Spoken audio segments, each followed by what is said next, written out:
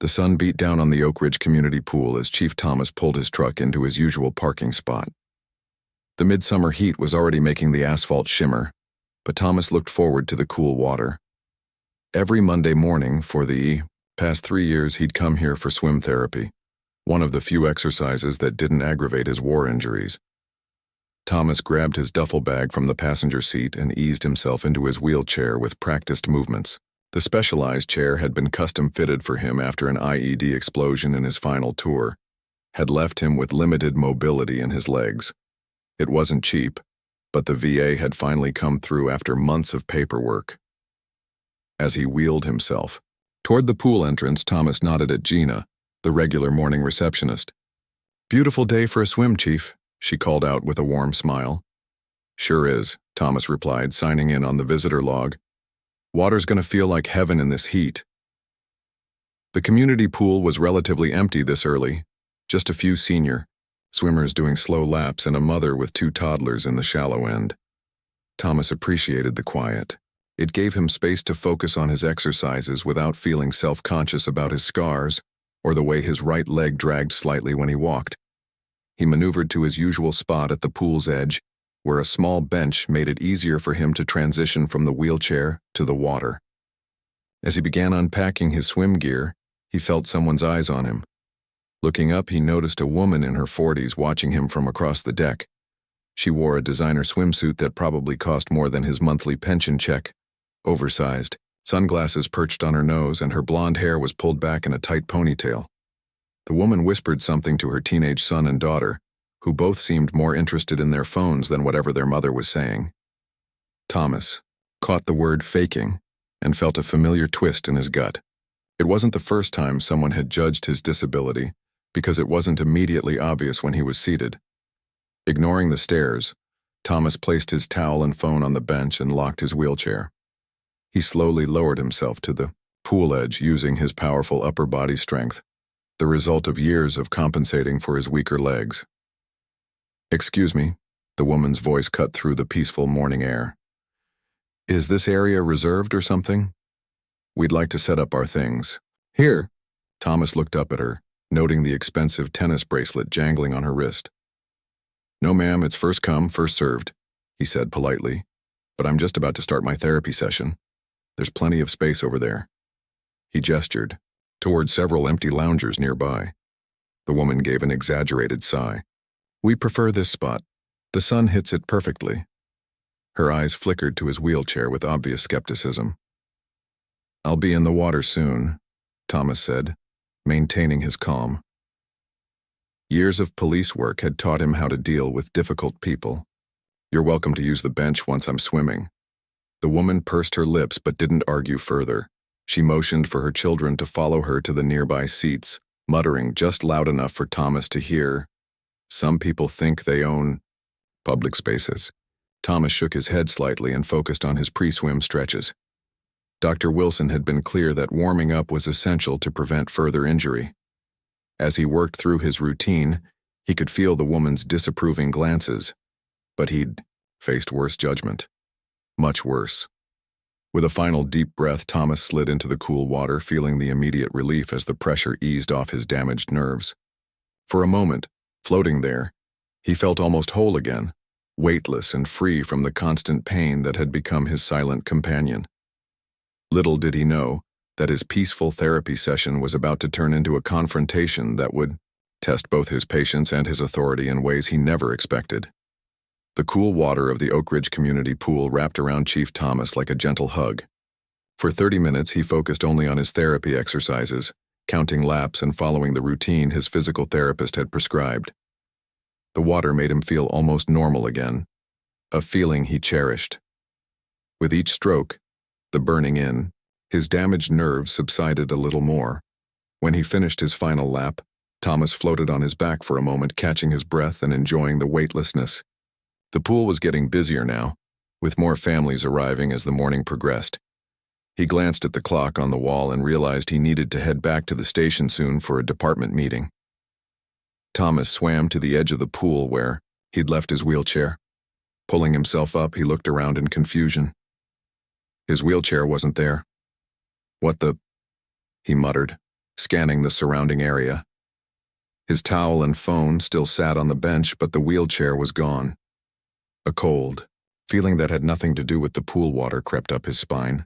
That's when he spotted her, the woman in the designer swimsuit. She was walking briskly toward the parking lot, pushing his wheelchair ahead of her. Her teenage children trailed behind, heads down, shoulders hunched in obvious embarrassment. "Hey," Thomas called out, his police chief voice booming across the deck. "Stop right there." The woman didn't even turn around. Instead, she quickened her pace, her expensive flip-flops slapping against the concrete. Thomas pulled himself completely out of the pool, water streaming from his body. Without his wheelchair, he had to drag himself across the rough concrete, using his arms, his legs trailing behind. Several pool-goers stared in shock. "Someone stop her," an older man shouted, pointing at the fleeing woman. "She's taking that man's wheelchair." The lifeguard, barely more than a teenager himself, seemed frozen in confusion. By the time he blew his whistle, the woman had already reached the parking lot gate. Gritting his teeth against the pain of the rough surface scraping his skin, Thomas pulled himself forward with powerful strokes of his arms. Years of upper body training had given him considerable strength, but nothing prepared him for having to crawl across a public pool deck while dripping wet. "Ma'am," he shouted again, "that wheelchair belongs to me." This time she couldn't pretend not to hear. She paused at the gate, looking back with an expression of annoyance that quickly changed to shock when she saw Thomas dragging himself across the concrete. "I found it abandoned," she called back, her voice high and defensive. "Besides, my mother needs it more than someone who can obviously swim just fine." By now, a small crowd had gathered. An elderly couple helped Thomas to a nearby chair while a young man ran toward the parking lot to block the woman's path. "Call the police," someone shouted. "I am the police," Thomas said quietly, his voice steady despite his rising anger. "Chief of police, actually." The crowd grew silent. The woman had reached her luxury SUV and was attempting to fold the wheelchair to fit it into her trunk. She was struggling with the mechanism, clearly unfamiliar with how specialty mobility equipment worked. "Mom, stop it," Thomas heard her daughter plead. "This is so embarrassing. You can't just take someone's wheelchair." "Hush, Brittany," the woman snapped. "It was just sitting there, finders keepers." Thomas accepted a towel from a concerned swimmer and dried his face and chest. A pool staff member had brought him a plastic chair to sit on. "Sir, do you want us to call 911?" the staff member asked. "That won't be necessary," Thomas replied, reaching for his phone. "I'll handle this myself." He dialed a familiar number. "Officer Reynolds, Chief Thomas here. I'm at the Oak Ridge pool and I need assistance with a theft in progress. My wheelchair." The woman at the SUV finally managed to partially collapse the wheelchair, damaging one of the custom armrests in the process. As she struggled to lift it into her vehicle, the young man who had run ahead stood firmly in her way. "You can't leave with that," he insisted. "The owner is right over there and he says he's the police chief." The woman's face contorted with disbelief. "Police chief? That's ridiculous. He's probably just saying that to get sympathy. Now move aside before I call security on you for harassment." Little did she know that the real consequences of her actions were about to unfold in ways she never expected. The tension in the parking lot grew thicker as Chief Thomas watched the woman struggling with his wheelchair. His hands gripped the plastic chair tightly, fighting the urge to shout. In his years on the force, he'd dealt with all kinds of theft, but never had someone tried to steal his own mobility equipment, right in front of him no less. Within minutes, a police cruiser pulled into the lot, lights flashing but siren silent. Officer Reynolds stepped out, quickly assessing the situation. The woman's face paled as she realized this wasn't a bluff. "That's my officer," Thomas called out, loud enough for everyone to hear. "Ma'am, I suggest you step away from my wheelchair before you damage it further." The woman froze, her hands still on the partially collapsed wheelchair. Her son tugged at her arm. "Mom, please stop. Let's just go," he whispered, his face burning with shame. But the woman squared her shoulders instead. "This is ridiculous. I was only borrowing it. My mother has arthritis and needs a wheelchair. The VA should give you a new one anyway, our tax dollars at work. Officer Reynolds approached her calmly. Ma'am, I'm going to need you to step away from the wheelchair and show me some identification. Do you know who my husband is? She snapped, dropping the wheelchair with a clatter that made Thomas wince. He plays golf with the mayor. This is harassment. By now, Thomas had been helped to his feet by two pool staff members who supported him as he limped across the parking lot. The concrete had scraped his legs raw in places, leaving thin streaks of blood mixing with pool water. Chief, you're bleeding, Reynolds said, concern evident in his voice. I'm fine, Thomas replied, though the burning sensation on his legs told a different story. He stood as tall as his injured body would allow, facing the woman directly. What's your name, ma'am? I don't have to tell you anything, she replied, crossing her arms. Thomas nodded slowly. You're right. You have the right to remain silent. You have the right to an attorney. Wait, what? You're arresting me? Her voice rose to a shrill pitch that turned heads even inside the pool area.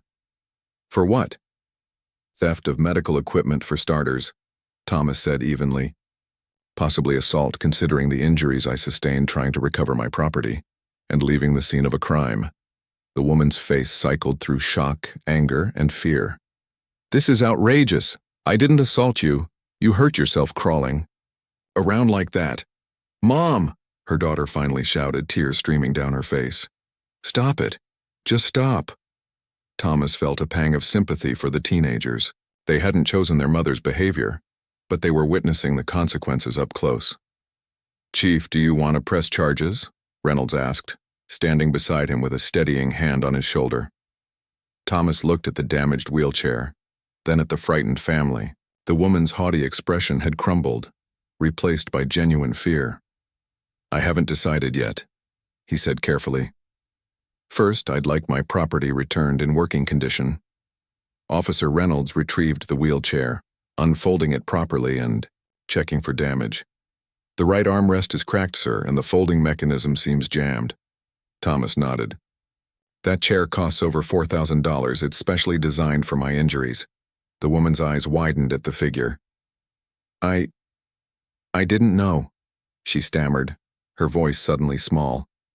Most people don't, Thomas replied. Most people also don't take things that don't belong to them. An uncomfortable silence fell over the parking lot. Even the birds seemed to have stopped chirping. I'm sorry, the woman finally said, though it sounded more like she was sorry she got caught than sorry for what she'd done. Thomas eased himself back into his damaged wheelchair, wincing slightly. Here's what's going to happen, he said, his voice carrying the weight of authority that had earned him his position as chief. Officer Reynolds is going to take your information. You're going to pay for the repairs to my wheelchair, and we're going to have a serious conversation about respect for disabled veterans. The woman nodded meekly, her earlier bravado completely evaporated as the reality of her situation sank in. She had stolen from the wrong person, and her perfect summer day at the pool had just turned into a lesson she'd never forget. The crowd at the Oak Ridge Community Pool had grown larger, drawn by the unusual scene unfolding in the parking lot. Chief Thomas sat in his damaged wheelchair, Officer Reynolds standing protectively beside him. The woman who had tried to steal the wheelchair, whose name turned out to be Mrs. Baker, stood with her driver's license and insurance card in hand, her designer sunglasses now pushed up on her head revealing reddened eyes. You'll need to come to the station to fill out some paperwork, Officer Reynolds explained, handing her a clipboard with a statement form. The chief has been generous enough not to place you in handcuffs, so I suggest you cooperate fully. Mrs. Baker nodded meekly, a stark contrast to her earlier attitude.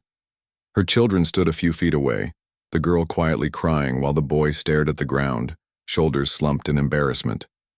What about my kids? Mrs. Baker asked, her voice barely above a whisper.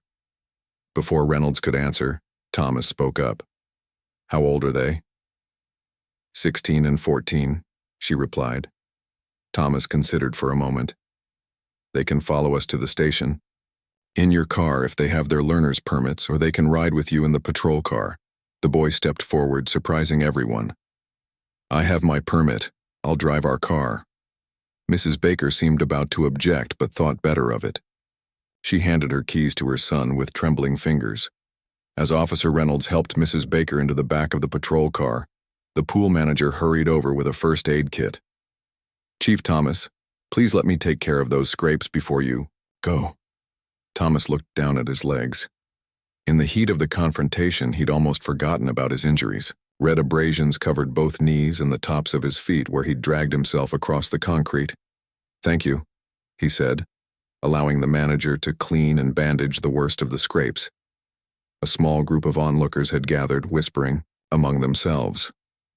Thomas recognized several regular pool-goers among them, people who had seen him come for his therapy sessions week after week. Their expressions ranged from shock to anger on his behalf. "Is it true she tried to steal your wheelchair?" asked an elderly man who often swam laps in the lane next to Thomas. "Yes," Thomas replied simply. The man shook his head. "Disgraceful, absolutely disgraceful." Once his wounds were bandaged, Thomas wheeled himself toward his truck. The folding awing mechanism of his wheelchair was indeed jammed, making it impossible to store properly. He would need to get it repaired as soon as possible. His independence depended on it. "Need a hand, Chief?" called Officer Reynolds, seeing him struggle with the damaged chair. "I've got it," Thomas replied, though every movement sent jolts of pain through his freshly bandaged legs. With practiced movements, he managed to hoist himself into the driver's seat before collapsing the wheelchair as much as its damaged frame would allow. It took 3 attempts to fit it behind the seat, and by the time he finished, sweat beaded on his forehead despite the air conditioning blasting from his truck's vents. As he prepared to follow the patrol car to the station, Thomas noticed Mrs. Baker's children getting into their mother's SUV. The boy sat behind the wheel, adjusting mirrors and seat position with careful, deliberate movements. His sister sat in the passenger seat, her face still streaked with tears. Something about their dejected postures tugged at Thomas's heart. They hadn't stolen anything. They hadn't even encouraged their mother's behavior. If anything, they'd tried to stop her. Thomas rolled down his window. "Hey!" he called out. Both teenagers looked up, wariness evident in their expressions. "It's going to be okay," he said. "Just follow the patrol car and drive carefully." The boy nodded, his grip on the steering wheel so tight his knuckles showed white. "I'm really sorry about what my mom did," he said, his voice cracking. "We tried to tell her it was wrong." "I know you did," Thomas replied. "That counts for something." As the small procession pulled out of the pool parking lot, patrol car, teenage driver in the SUV, and Thomas in his truck, he couldn't help wondering what would happen next. In all his years as police chief, he'd never been the victim in his own case. The paperwork alone would be a nightmare. But more than that, he wondered what had driven Mrs. Baker to do something so blatantly wrong. What kind of person steals a wheelchair from a disabled veteran? And what kind of lesson would this teach her children? The fluorescent lights of the Oak Ridge police station cast harsh shadows across the worn wooden benches in the waiting area. Mrs. Baker sat with her back rigidly straight, filling out paperwork with shaky handwriting.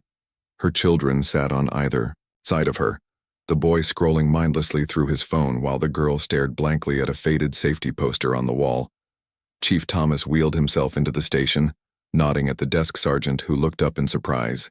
"Chief, we weren't expecting you today. What happened?" the sergeant asked, eyeing the bandages on Thomas's legs. "Bit of an incident at the pool," Thomas replied, keeping his voice neutral. "Officer Reynolds is bringing in the paperwork now." As if on cue, Reynolds walked in carrying a folder and Thomas's damaged wheelchair repair form. "All set, Chief. Mrs. Baker has provided her insurance information and signed the preliminary statement." Thomas nodded, then wheeled himself toward the Baker family. The teenagers tensed visibly as he approached, but Mrs. Baker didn't look up from her paperwork. "Mrs. Baker," Thomas said, his voice firm but not unkind, "I'd like to speak with you in my office." She finally raised her eyes, which were red-rimmed and puffy. "Am I under arrest?" "Not at the moment. But we need to discuss the consequences of your actions." She nodded and stood, smoothing her still damp designer outfit with trembling hands. "What about my children?" Thomas glanced at the teenagers. The boy met his gaze briefly before looking down again. The girl looked absolutely miserable. "They can wait here, this won't take long." As Mrs. Baker followed Thomas to his office, whispers spread through the station. It wasn't every day that the chief himself brought in a suspect. Once inside his modest office, Thomas gestured for Mrs. Baker to sit in the chair facing his desk. He positioned his wheelchair opposite her, noticing how she flinched when the damaged armrest creaked under his weight. "Do you understand what you did today?" Thomas asked, folding his hands on his desk. Mrs. Baker swallowed hard. "I took your wheelchair without permission." "You stole medical equipment from a disabled person," Thomas corrected her. "Equipment that I need to function independently. Equipment that costs thousands of dollars and is specifically designed for my injuries."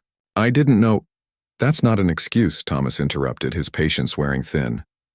"What made you think you had the right to take something that clearly belonged to someone else?" Mrs. Baker's lower lip trembled. "My mother, she really does need a wheelchair. Her arthritis is getting worse and insurance won't cover a good one for months. I saw yours just sitting there and I thought—" She trailed off, realizing how hollow her explanation sounded. "You thought nobody would miss it? Or that the owner wouldn't need it?" "I wasn't thinking," she admitted, tears spilling down her cheeks. "I was just—I don't know. My husband lost his job 6 months ago. Mom's medical bills keep piling up. Everything's falling apart and I thought I could solve just one problem." Thomas studied her carefully. Years of police work had taught him to spot genuine remorse. And despite her earlier attitude, he could see it now in the slump of her shoulders and the way she couldn't maintain eye contact. "That doesn't make it right," he said firmly. "Your actions caused real harm. Because of what you did, I had to drag myself across concrete, resulting in these injuries." He gestured to his bandaged legs. "And my wheelchair, which I depend on, is now damaged." Mrs. Baker wiped her eyes. "I know. And I'm truly sorry. I'll pay for the repairs, whatever it costs." Thomas leaned back, considering his options. He could press charges. Theft of medical equipment was a serious offense and there were dozens of witnesses. But looking at the broken woman before him, he wondered if that was really the best solution. "Here's what's going to happen," he said, at last. "You're going to pay for the repairs to my wheelchair. You're going to perform 100 hours of community service at the Veterans Center, and you're going to take your children to volunteer there too, so they can see firsthand the challenges that veterans face every day." Mrs. Baker looked up in surprise. "You're not pressing charges?" "I haven't decided yet," Thomas replied honestly. "It depends on how seriously you take this opportunity to make amends." For the first time since the incident began, Mrs. Baker's expression showed something beyond fear or entitlement. It showed gratitude. "Thank you, Chief. I promise. I'll make this right." Thomas nodded, then reached for his phone. "Now, let's call that wheelchair repair service. I'd like to have my mobility back as soon as possible." As Mrs. Baker left his office, visibly relieved but still shaken, Thomas wondered if he'd made the right call. Only time would tell if this entitled woman could learn from her mistake, or if he'd just let her off too easily for a crime that had left him literally crawling on the ground. Exactly 1 year had passed since the wheelchair incident at Oak Ridge Community Pool. Chief Thomas parked his truck in his usual spot, enjoying the familiar routine. His new wheelchair, sturdier and more comfortable than his previous one, gleamed in the morning sunlight. The insurance company had eventually covered a full replacement rather than just repairs, an unexpected silver lining to the whole ordeal. As Thomas wheeled himself toward the pool entrance, he nodded to familiar faces. Word had spread quickly through the small town about what happened that day, turning him into something of a local celebrity. He'd never wanted the attention, but he couldn't deny that people seemed more aware of accessibility issues now. "Morning, Chief," called the pool manager, holding the door open. "Beautiful day for a swim." "Sure is," Thomas replied with a smile. "How's the new ramp working out?" "Fantastic. We've had 3 new members join who use mobility aids. The automatic door opener gets installed next week." Thomas nodded approvingly. After the incident, the town council had approved funding for accessibility improvements at all public facilities. The pool had been first on the list. As he prepared for his swim therapy, Thomas couldn't help glancing toward the spot where Mrs. Baker had first confronted him. So much had changed since that day. His therapy session went smoothly, the water soothing his old injuries as always. Afterward, as he pulled himself out of the pool, he noticed a group of volunteers in matching blue shirts setting up tables near the entrance. "Veterans Outreach Day," explained a lifeguard, seeing his curious look. "They're providing information about services and collecting donations." Thomas wheeled closer, surprised to see familiar faces among the volunteers. Mrs. Baker stood behind a table stacked with brochures, her teenage children helping an elderly veteran into a brand-new wheelchair. For a moment, Thomas considered turning away. Despite the community service she'd completed and the apology letter she'd written, he'd avoided direct contact with Mrs. Baker since the incident. The memory of dragging himself across concrete while she tried to steal his wheelchair still brought a flush of anger to his face. But before he could retreat, Mrs. Baker looked up and spotted him. After a moment's hesitation, she approached, her steps tentative. "Chief Thomas," she said, stopping a respectful distance away. "I wasn't sure if you'd be here today. Monday is always my therapy day," he replied evenly. She nodded, twisting her hands nervously. Gone were the designer sunglasses and the entitled attitude. She looked older somehow, but also more genuine. "I wanted to thank you," she said quietly. "For giving me a second chance." Thomas raised an eyebrow. "You completed your community service?" 3 months ago, but I kept volunteering." She gestured toward the Veterans Center table. "I'm the new volunteer coordinator now. Paid position, actually." "Congratulations," Thomas said, surprised by the sincerity in his own voice. Mrs. Baker's daughter approached, carrying a stack of flyers. She'd grown taller in the past year, her face losing some of its childish roundness. "Chief Thomas," she said, her voice steady despite the blush creeping up her cheeks. "I wanted to show you something." She handed him a flyer for a fundraising run. At the top, bold letters proclaimed, "Wheels for Veterans, providing mobility equipment for those who served." "It was my idea," she explained. "After what happened, well, I wanted to make something good come out of it. We've raised enough for 6 new wheelchairs so far." Thomas studied the flyer, genuinely impressed. "This is excellent work." The girl beamed. "Mom helps organize everything, and my brother handles the website. It's kind of become our family project." Mrs. Baker stepped closer. "I know it doesn't erase what I did," she said softly. "But I hope it shows you that people can change. That day, it was the worst mistake of my life, but it opened my eyes to how selfish I'd become." Thomas wheeled himself toward the Veterans Center table, motioning for them to follow. "Show me what else you've been working on," he said. For the next hour, Thomas listened as Mrs. Baker and her children explained their volunteer work, their fundraising efforts, and the awareness campaigns they'd launched. What had begun as court-ordered, community service had transformed into genuine passion. As he prepared to leave, Thomas handed Mrs. Baker his business card. "The department is looking for someone to consult on our accessibility training for new officers," he said. "Interested?" The smile that spread across her face was answer enough. Driving back to the station, Thomas reflected on the strange journey the past year had brought. A thoughtless act of entitlement had resulted in pain and humiliation, but it had also sparked positive change throughout the community. New ramps, better training, increased awareness, and now this fundraising program, all because he'd chosen education over punishment. Sometimes, Thomas thought, the best kind of justice wasn't found in a courtroom or a jail cell. Sometimes it was found in the transformation of a heart that had finally learned to see others clearly.